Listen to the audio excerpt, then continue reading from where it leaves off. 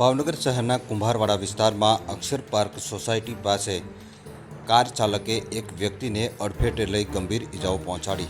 મળતી વિગતો અનુસાર અક્ષર પાર્કના નાળા પાસે એક કાર ચાલકે બેફિકરાઈથી કાર ચલાવી અને પૂરપાટ ઝડપે કાર ચલાવતા એક યુવકને અડફેટે લીધો હતો, જેને લઈ યુવકને ગંભીર ઇજાઓ પહોંચી હતી।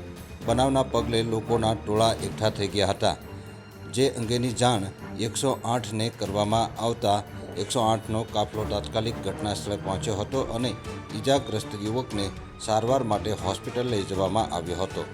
બનાવના પગલે પોલીસ પણ ઘટના સ્થળે પહોંચી હતી। પોલીસ દ્વારા વધુ કાર્યવાહી હાથ ધરવામાં આવી।